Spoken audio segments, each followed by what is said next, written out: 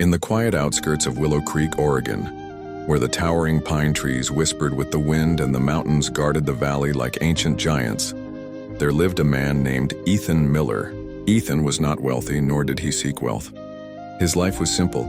He rose with the sun, carried his worn axe across his shoulder, and spent his days chopping firewood in the pinewood forest. He sold that wood in the small-town market, enough to buy bread, salt, and sometimes a little meat when times were good. He lived in a modest cabin built by his father's own hands.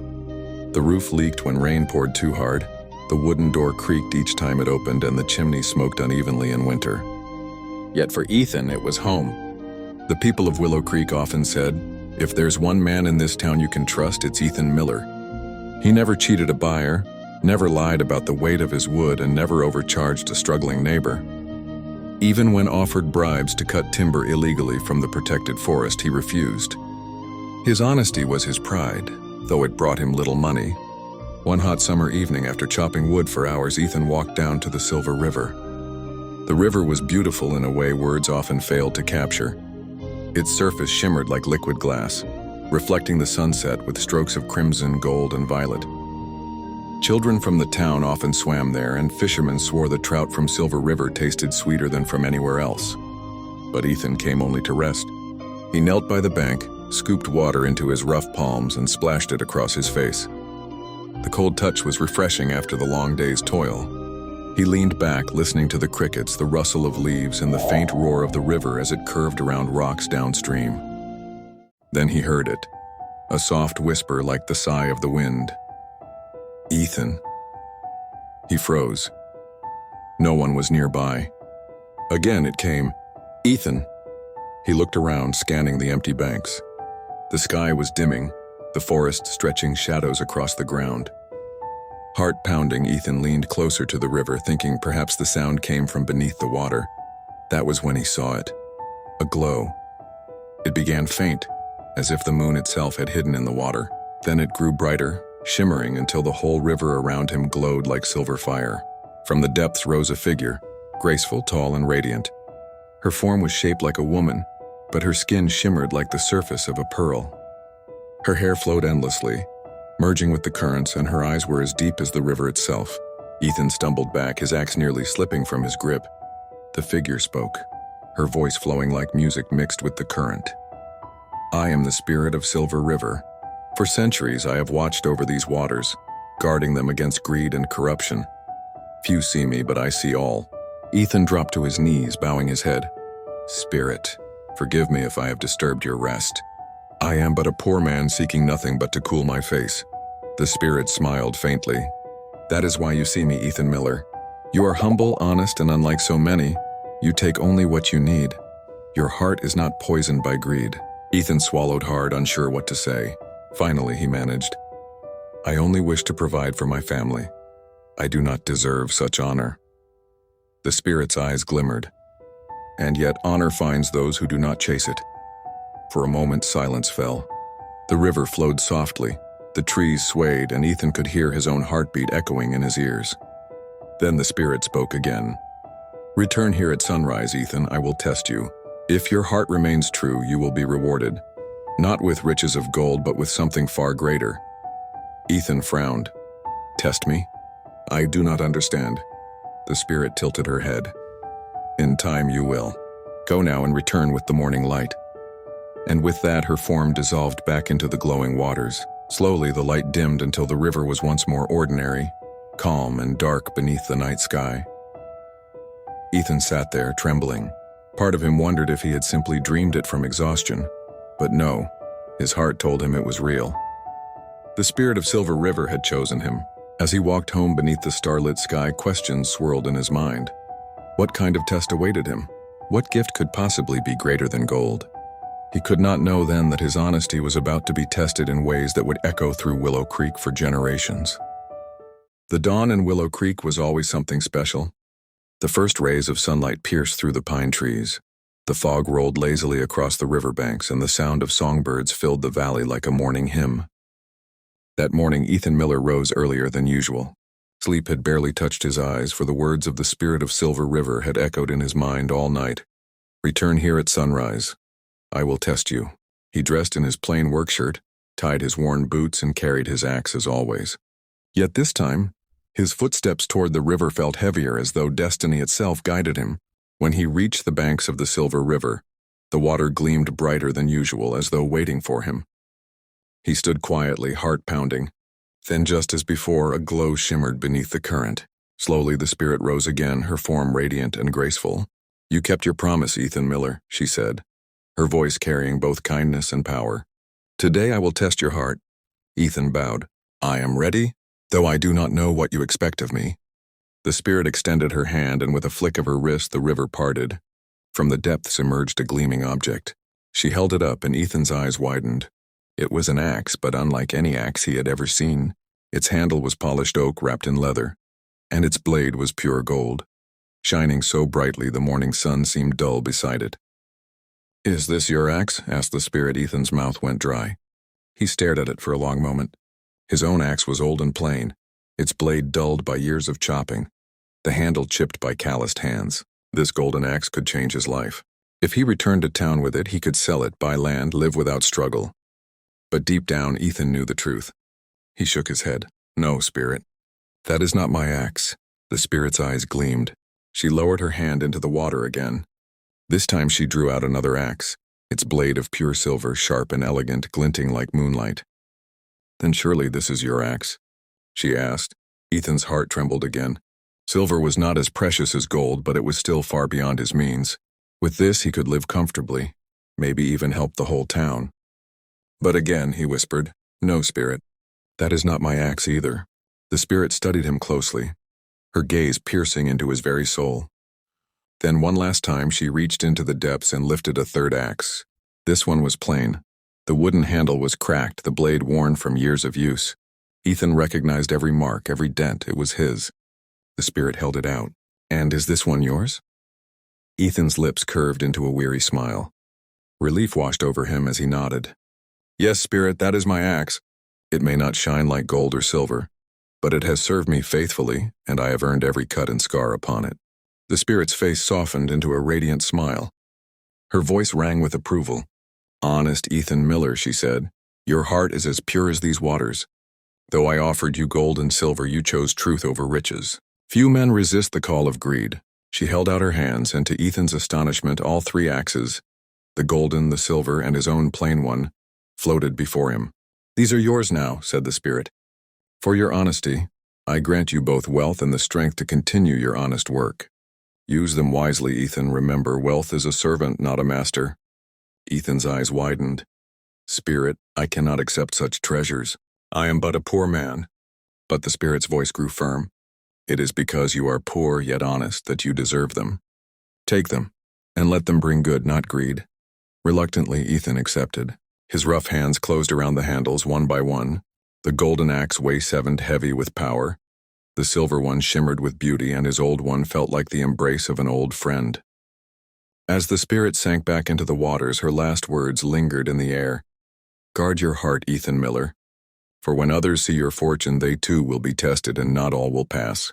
That very evening, Ethan returned to Willow Creek with his load of wood. But among the logs in his cart rested the axes carefully wrapped in cloth. At the market, as he chopped firewood with his old axe, a curious glint escaped from beneath the cloth. A child pointed and gasped. Soon whispers spread. "Did you see that? Looked like gold." "No, I swear it was silver." By sundown, the whole town buzzed with rumors. And by nightfall, word had reached the ears of Richard Collins, the wealthiest landowner in Willow Creek. Collins was known not for his kindness, but for his greed. He owned the largest farm, the biggest house, and he never missed a chance to boast of his fortune. The moment he heard of Ethan's mysterious axes, his eyes lit up with hunger. "Gold, silver? That fool woodcutter has no right to such treasures," Collins muttered to himself. "If the spirit gave him riches, then surely she will give me more. After all, I'm a man of status." And so, as the moon rose high above Willow Creek, Richard Collins plotted a visit to the Silver River. The very next morning, long before the sun had fully risen over Willow Creek, Richard Collins set out toward the Silver River. Unlike Ethan, who walked humbly with his old axe and simple boots, Collins rode a fine black horse. He wore polished leather boots, a tailored coat, and a wide hat with a feather sticking from it. Even in the stillness of dawn, he carried himself as though the entire forest owed him respect. But the river is no respecter of titles or wealth. Collins tied his horse near the bank and glanced around. "So this is where the spirit appeared," he muttered. His lips curled into a greedy smile. "If a poor fool like Ethan Miller can walk away with gold and silver, imagine what she'll give me." He knelt by the water, pretending to drink, but his eyes were sharp with calculation. He had brought his own axe, too, a fine steel one with an engraved handle. Carefully, he tossed it into the water, splashing loudly. Then he waited. For a long while, nothing happened. The river flowed calmly, as if ignoring him. Collins grew impatient. He tapped his boot against the dirt, grumbling, "Well, where is she? Do I need to beg like Miller did?" Finally, the water stirred. The glow began, faint at first, then brighter, until the whole river shimmered like before. From the depths rose the spirit of Silver River, her form as radiant as when Ethan had seen her. Collins forced a respectful bow, though his eyes glittered with hunger. "Great Spirit," he said with forced humility.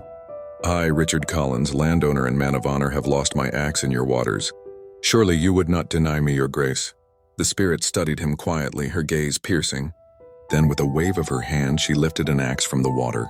It was pure gold, gleaming so brightly that Collins's mouth nearly watered. "Is this your axe?" she asked. Collins didn't hesitate. Yes, that is mine." He lied eagerly, his hands already reaching out, but the spirit's eyes narrowed. "Are you certain?" "Of course I am," Collins barked. "I know my own axe when I see it." The spirit's voice grew heavy, almost sad. "This is not your axe. You lie." Before Collins could protest, she lowered the golden axe back into the water. Then she raised another, this one silver, shining like moonlight. "Then perhaps this one is yours?" she asked. Collins, sweating now, hesitated only a moment. "Yes, that's it. That's mine, spirit. Surely you see I am an honest man." But the spirit shook her head. "No, again you lie." Her tone grew colder. The glow around her darkened, turning from silver to stormy gray. Collins stepped back, his confidence faltering. Finally, she lifted the last axe, Collins's own steel axe, plain and sturdy. "This," she said firmly, "is the tool you dropped. Nothing more, nothing less." Collins's face burned red with anger. "No, that can't be it. I deserve more. Why should a poor woodcutter receive treasures while I, a man of wealth and standing, get nothing?" The spirit's eyes flared. The waters around her swirled violently, churning as if the river itself shared her wrath. "You speak of what you deserve," she thundered. "But you have shown nothing but greed and dishonesty. Ethan Miller was given treasure because he valued truth above wealth. You, Richard Collins, value wealth above all else, even above truth." Collins stumbled backward as the river surged, splashing against the banks. His fine boots sank in the mud. His hat flew off into the water. "You came to take," the spirit continued, her voice echoing like thunder through the forest. "But you will leave with less than what you had. For greed blinds the eyes and lies rot the soul." Before Collins could protest, the spirit flung his steel axe deep into the river with a wave of her hand. It vanished beneath the dark waters. Collins cried out, "No, my axe, give it back." But the spirit's form began to fade, her voice still heavy with judgment. "You shall have nothing. Go back to Willow Creek with empty hands and let all who see you know the price of greed." With that, she vanished, the waters calming as though nothing had happened. Collins, soaked and trembling, scrambled to his feet. His boots were ruined, his clothes muddy, his horse frightened by the commotion. He had no axe, no treasure, nothing but shame. When he returned to town, the people noticed immediately. "Mr. Collins, where's your fine axe?" asked one of the townsfolk. Collins muttered, "The river, it took it." Some laughed quietly while others shook their heads. Word spread quickly. People compared Collins' misfortune to Ethan's blessing, and soon the story was on every tongue. "The spirit rewards honesty," the townsfolk said, "but punishes greed." Collins's pride was wounded more deeply than the loss of his axe. He became the subject of whispers and jokes at the tavern. Men who once envied his wealth now pitied his foolishness. And though he tried to silence the story, it spread beyond Willow Creek, carried to nearby towns as a warning. Ethan, meanwhile, continued his work humbly. Though he had golden and silver axes hidden safely, he used only his old one in public. When people asked about the spirit, he would smile quietly and say, "She gives each man what his heart deserves." Yet deep in his own heart, Ethan wondered, Had the spirit's test truly ended? Or was it only the beginning of something greater? For in Willow Creek, the tale of the spirit began to spread. More men, hearing of Ethan's reward, felt the stirrings of greed, and the Silver River waited, silent and watchful, for the next soul who dared to test her waters. Weeks passed in Willow Creek, but the story of Ethan Miller and Richard Collins only grew larger. Travelers from nearby towns came asking, "Is it true? Did the spirit of the Silver River really give a poor woodcutter golden and silver axes? Did she really punish a wealthy landowner?" The townsfolk nodded. Some said they had seen the shine of Ethan's treasures with their own eyes. Others claimed they heard Collins himself admit his humiliation. Soon, every man in Willow Creek began to dream. Farmers, fishermen, and traders all wondered if the spirit might give them something too. Whispers of gold and silver filled the tavern air. Ethan, uncomfortable with the attention, kept to himself. He continued chopping wood, repairing his roof and helping neighbors in small ways. He never flaunted the axes. At night, he would polish them quietly and tuck them away, praying he would never lose the humility that brought them to him. But temptation is a seed that grows quickly when watered with greed. One evening, two young men, farmhands who worked on Collins' estate, decided they would test the spirit themselves. "If Ethan Miller can do it, why not us?" said one. "And even if Collins failed, we'll be smarter," said the other. "We'll just say the golden axe is ours, she'll never know." So they walked to the Silver River under the cover of night. They carried rusty old tools and tossed them into the water, calling out for the spirit. "Great Lady of the River, we lost our axes," they shouted. "Show mercy on us." But no glow came. No shimmering figure rose from the water. The river flowed dark and silent, as if mocking their cries. The young men tried again the next night, and the next, but the spirit never appeared. Eventually, they returned to town empty-handed, embarrassed, and bitter. "It seems she shows herself only to the honest," the townsfolk whispered. "She cannot be fooled." But Collins was not so easily humbled. The loss of his axe still burned in his pride. Every time he passed Ethan in town, the sight of the poor woodcutter carrying logs enraged him. "Why him?" Collins growled. "Why should the spirit favor a man of rags over me? I will not rest until I take what is mine." So Collins devised a darker plan. One moonless night, he gathered a few men loyal to him, men who cared little for honesty and much for coin. They rowed to the Silver River with ropes, nets, and lanterns. "If the spirit gives gifts to peasants, then we shall take them by force," Collins sneered. "Tonight we capture her. Once she is bound, she will grant us treasures beyond measure." The men nodded nervously, though fear flickered in their eyes. At midnight, Collins stood at the water's edge and shouted, "Spirit of Silver River, show yourself, I demand your presence." The water rippled, glowing faintly, and at last the spirit rose. But this time her face was not serene. It was stern, her eyes flashing with warning. "Richard Collins," she said, her voice low and heavy, "you dare return after your lies?" Collins raised a net. "I dare more than return. You will serve me now." At his signal, the men cast their nets into the river, trying to ensnare her glowing form. The spirit let out a cry, not of fear, but of fury. The river roared in answer, waves crashing against the banks. The men stumbled, dragged by the sudden flood. Their lanterns fell into the water, extinguished. Horses reared and bolted. Collins shouted in terror, "Hold her, don't let her go!" But no net could bind water, no rope could chain a river. The spirit's form dissolved, and from the depths rose a whirlpool, spinning and growing until it swallowed the men's voices. One by one, Collins's followers were hurled onto the banks, coughing and gasping.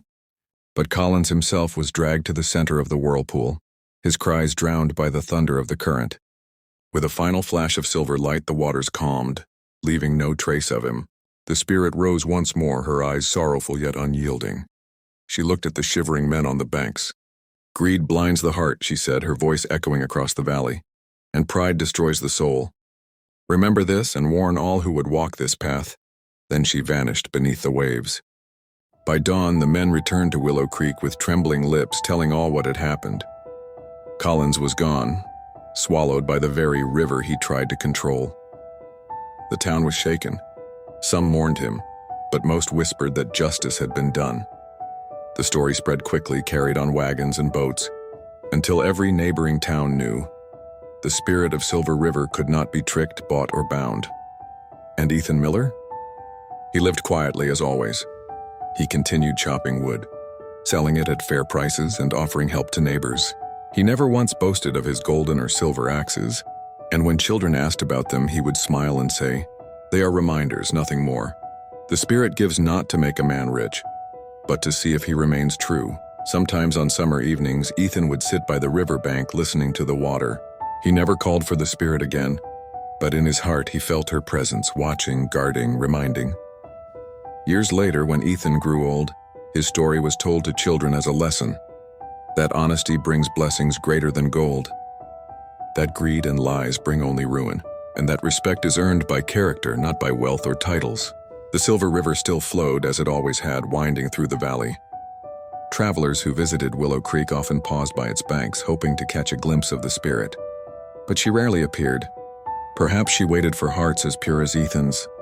And so the legend of the woodcutter and the spirit of Silver River lived on in American folklore, not just as a tale of magic, but as a reminder to all: clothes, riches, and titles do not make the man.